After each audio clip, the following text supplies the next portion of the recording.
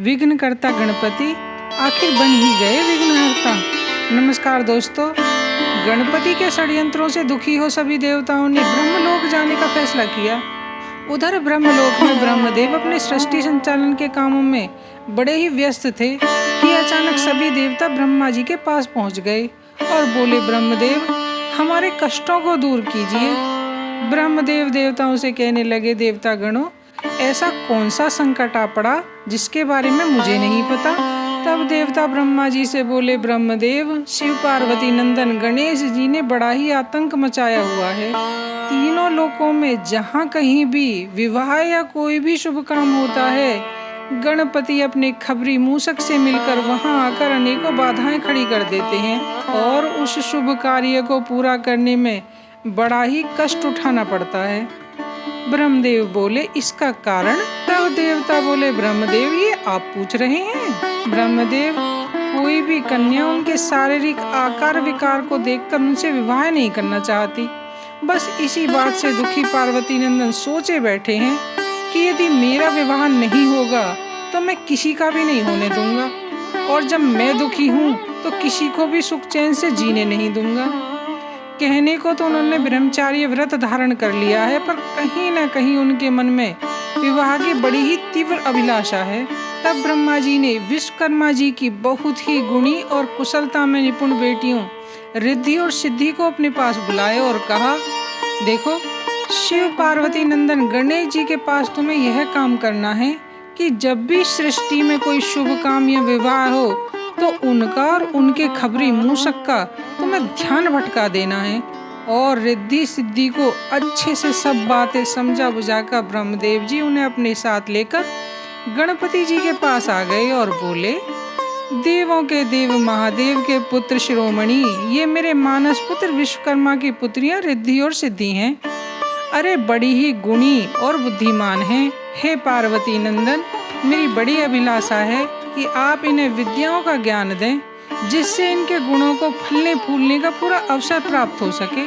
ब्रह्मा जी की बात सुनकर गणपति जी रिद्धि और सिद्धि को विद्याएं सिखाने के लिए तैयार हो गए और वे बड़ी ही लगन से रिद्धि और सिद्धि को विद्याएं सिखाने लगे। वे विद्याएं सिखाने में इतने तल्लीन हो गए कि कहाँ कोई विवाह हो रहा है, कहाँ कोई शुभ काम हो रहा है, इसका उन्हें कोई भान तक नहीं होता। क्योंकि जब भी कहीं कोई शुभ काम या विवाह होता, रिद्धि और सिद्धि उनका और मूषक का दोनों का ध्यान भटका देती और उन्हें पता ही नहीं चलता। एक दिन खबरी मूषक किसी तरीके से वहां से निकल गया और मूषक ने गणपति जी को आकर एक विवाह की सूचना देते हुए कहा, प्रभु जब से ये देवियां आपके पास आई हैं ना, तब से अब तक ना जाने त्रिलोक में कितने विवाह और कितने शुभ काम बिना हमारे विघ्न के संपन्न हो गए हैं।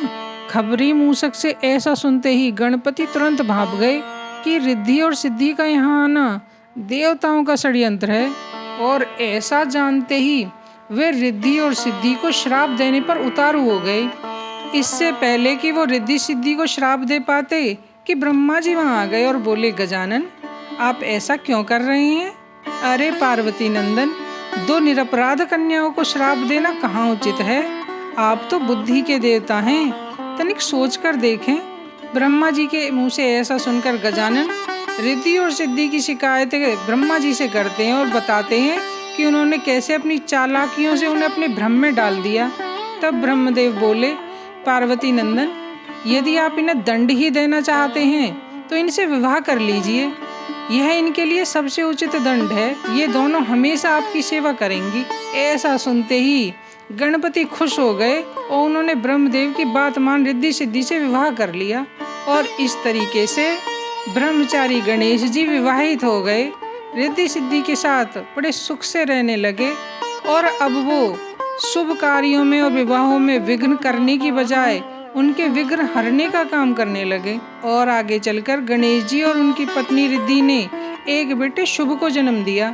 तब देवतागण बोले, जहाँ शुभ कार्य होंगे वहाँ पर गणपति और रिद्धि हमेशा रहेंगे। शुभ के जन्म के बाद गणेश जी की दूसरी पत्नी सिद्धि ने एक बेटे लाभ को जन्म दिया।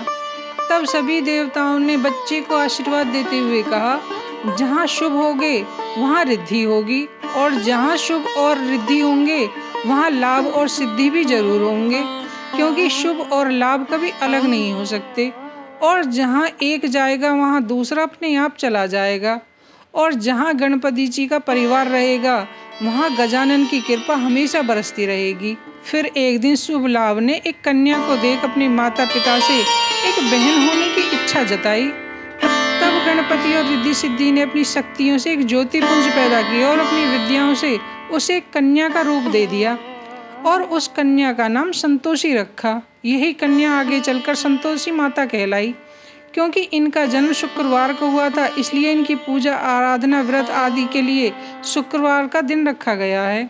तो दोस्तों, इस प्रकार सारे विवाहों में और शुभ कार्यों में विघ्न पैदा करने वाले गजानन अपना विवाह होने के बाद सभी शुभ कार्यों और विवाहों के विघ्नहर्ता बन गए। तो दोस्तों, इस प्रकार ब्रह्मा जी ने रिद्धि और सिद्धि का विवाह गणेश जी से कराकर उनके मन की सारी कुंठाओं को दूर कर उन्हें विघ्नकर्ता से विघ्नहर्ता बना दिया। तो बोलिए शिव पार्वती नंदन रिद्धि सिद्धिपति श्री गजानन की जय। तो दोस्तों, कथा को यहीं विराम देते हैं। कथा आपको कैसी लगी हमें कमेंट के माध्यम से जरूर बताएं। यदि पसंद आई हो तो अपने दोस्तों के साथ शेयर भी जरूर करें। और यदि आप ऐसी ही कथाएं सुनने के इच्छुक हैं तो हमारे चैनल को सब्सक्राइब करें। इससे हमारी आने वाली वीडियोस का नोटिफिकेशन आपको मिलता रहेगा। तो मिलते हैं फिर एक नई कथा के साथ। तब तक के लिए नमस्कार। जय हिंद, जय भारत।